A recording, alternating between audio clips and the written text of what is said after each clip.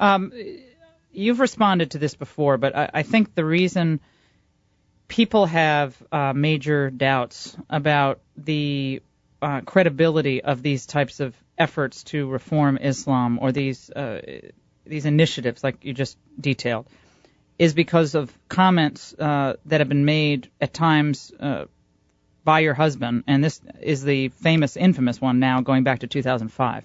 We tend to forget in the West that the United States has more Muslim blood on its hands than Qaeda has on its hands of innocent non-Muslims. Daisy, what was that all about? I mean, I really want to hear it from you, because I still can't believe that was actually said by your husband. I don't believe it either. I'd like to see it. It's shocking. My husband doesn't speak like that. I've known my husband for as long as I've known him. He's a man of peace. I'd like to know what the context of that statement is. It's not something he would say.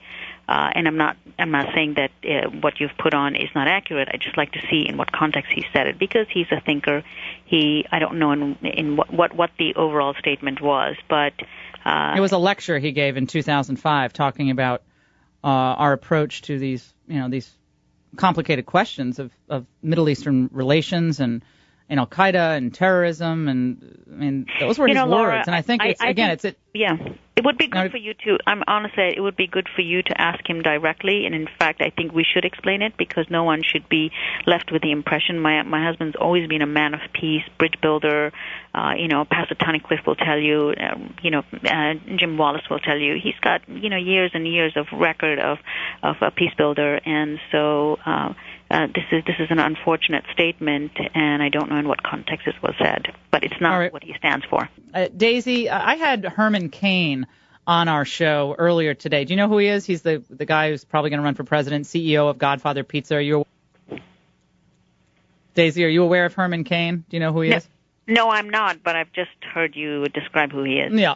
He's a kind of interesting guy, and he's had a lot of success in business. He looks like he's going to run for the presidency, Republican nomination. I asked him about controversial comments he made when he said, "Look, I would never put a Muslim in my cabinet."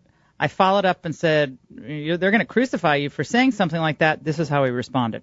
I'm not going to back down or pander to anyone who wants to call me, xenophobic or a bigot, simply because I said, no, I don't want anybody in my administration that I'm going to have to be looking over my shoulder to figure out if they're going to try to do something against the principles that I believe in. Your response to that?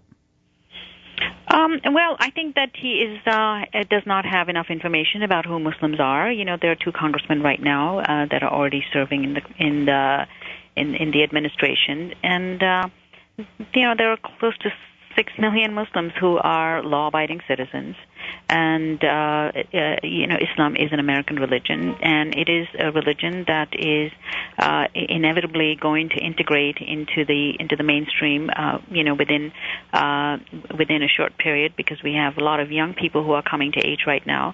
I'm hopeful about Islam in America. What sets us back is the actions of the extremists, mostly things that are happening overseas that then, set us back by decades, because we are viewed largely through the lens of what is happening in overseas. So this is an unfortunate statement. I think he needs to get to know who Muslims are, and once he does, I don't think he'll make that kind of comment.